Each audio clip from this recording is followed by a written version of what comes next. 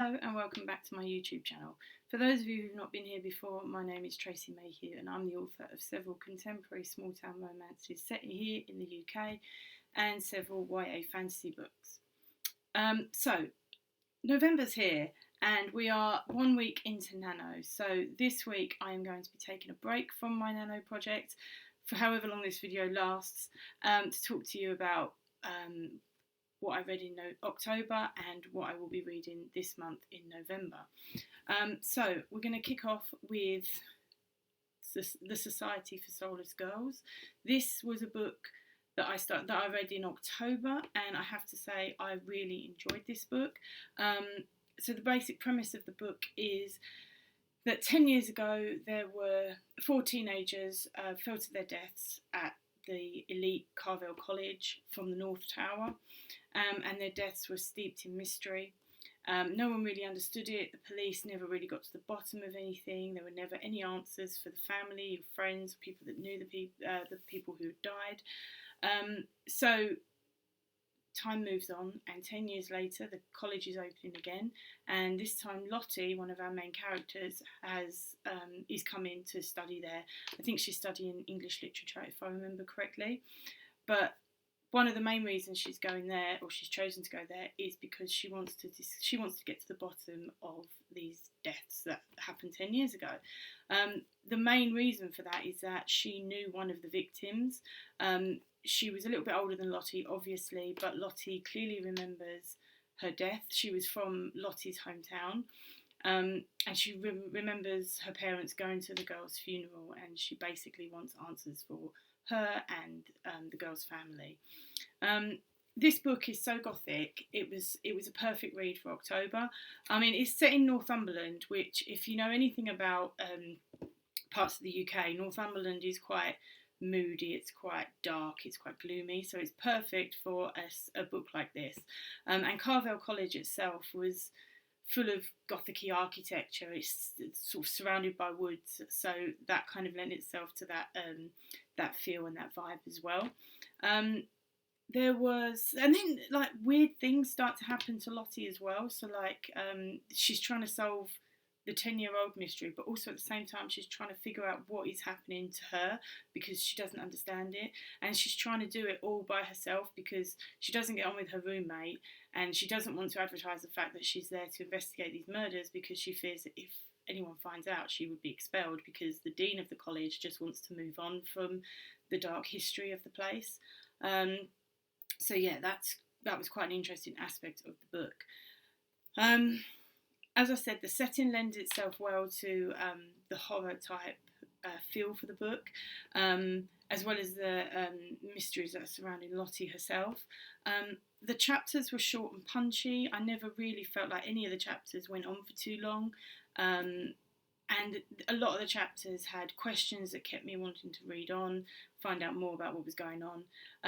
The only thing I would say about some of it, the way it was written, was some of the events in the chapter, because it was told from a dual point of view. Some of the events were kind of like overlapping, so the chapters could read a bit repetitively at times. But I didn't let that bother me enough to spoil my overall view of the book. I would say that I didn't feel the chemistry that was meant to be there between the two main characters was actually there. So because of that, I think for me, the romance fell a little bit flat. But that may just be me, and it may not be for everybody. It may not be the same for everyone. But I would still recommend this book. I would certainly give it a solid 4 stars. So if you do get a chance to pick up The Society for Soulless Girls, I would recommend that. And she also has some other books out as well, so that might be, if you enjoy this sort of thing, that those other books might be worth a read as well. So moving on now to my November reads. I'm really excited because November means Christmas here in my house anyway, for me. So it's usually around this time that I start reading Christmas books, which is basically what my November reads and my December reads are going to be. So we're going to start with The Little Christmas House by Tracy Reese. And I love this cover. Straight away, this cover's pulled me in. It's given me villagey vibes, Christmas, definitely Christmas vibe. It actually looks a bit like a gingerbread type of house, so that kind of makes me feel all cosy and warm and ready to read this Christmas romance. So I'm going to read the back of the book. It is a bit of a solid blurb, so bear with me while I do. So here we go. The little Christmas house. In gorgeous Hopley village, twinkly lights are going up, snow is falling, and the delicious smell of gingerbread is in the air. Will two broken hearts find their happily ever after this Christmas? 30-year-old Holly Hanwell's life is almost perfect. She loves her cosy little house in Hopley village with its yellow front door and cute window seat, and adores teaching at the village school. Although she's secretly nursing heartache after her ex-boyfriend dropped the bombshell news he was leaving her to have a baby with someone else. Now the most wonderful time of the year is approaching, but Holly doesn't really feel like celebrating. Until she bumps into Edward, the handsome but troubled-looking single father of her newest pupil.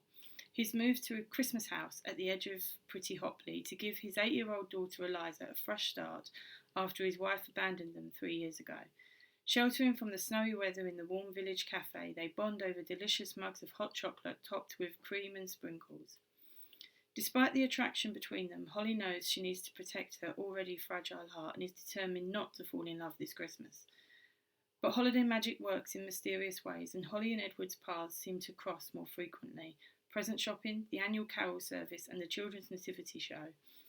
Just as Holly realises her feelings are growing for kind but complicated Edward, she discovers a secret from his past which makes her question everything she thought she knew. Can Holly trust Edward? And will their December romance be over before it's begun? Or will this be a Christmas to remember? So there you go.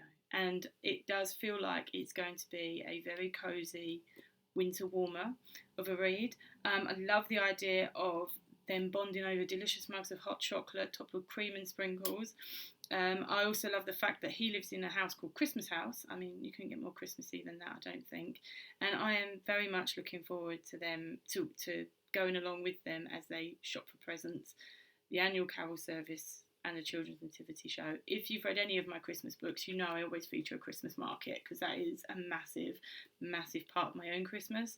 So I like to put that in whenever I can in my own books. So I also like to read it in other people's books as well. So that's my first read. I'm going to start with that because it's quite a slim book. So I'm hoping that I'll be able to make some inroads with that quite quickly. Obviously, depending on how Nano continues to go, obviously, because obviously my first priority is getting those 50,000 words in. So my next book that I'm going to go with is Sarah Morgan's Snowed In for Christmas. And I've read a couple of her books before. I've read New York Actually and The Christmas Escape. And I really enjoyed both of them. So I have high hopes for this one.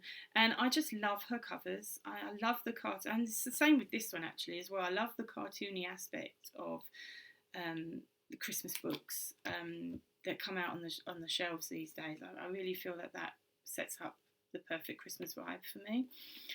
So let's read the blurb for this one. The perfect family Christmas with somebody else's family. A family gathering. This Christmas, the Miller siblings have one goal, to avoid their family's well-meaning questions. Ross, Alice and Clemmy have secrets that they don't intend to share, and they are relying on each other to deflect attention. An uninvited guest.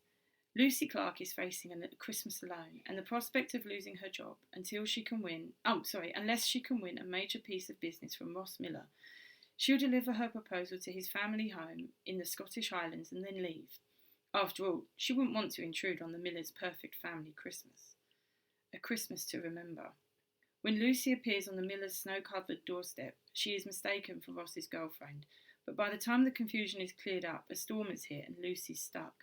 As everyone settles in for a snowed-in Christmas, tensions bubble to the surface, and suddenly Lucy finds herself facing a big family fallout with a family that isn't even hers. So, there you go. I love the sound of this. I love the sound of the kind of like dysfunctional family at Christmas. I mean, we all have them. We've all experienced them. And I love those kind of Christmas films that deal with that kind of dynamic as well. So I'm really looking forward to meeting the Miller siblings. They sound like an interesting bunch. I'm also looking forward to meeting the extended family as well. And then I love that trope is of like mistaken girlfriend, mistaken boyfriend, or fake boyfriend, fake girlfriend. That's one of my favourites to read. So again, that is something I'm really looking forward to. So there you have it. My Christmas reading has begun. But besides Christmas reading, we're also dealing with Nano. So next week, I will let you know how my Nano is going. I also encourage you, if you are doing Nano, to let me know how it's going by leaving a comment down below. We can cheer each other on, hopefully, or commiserate, depending on how it's going. I'm sure at some point this month I'm going to need some commiseration as well, some support. But until next week, hit the like and subscribe button, and I will see you next week for another video. See you later.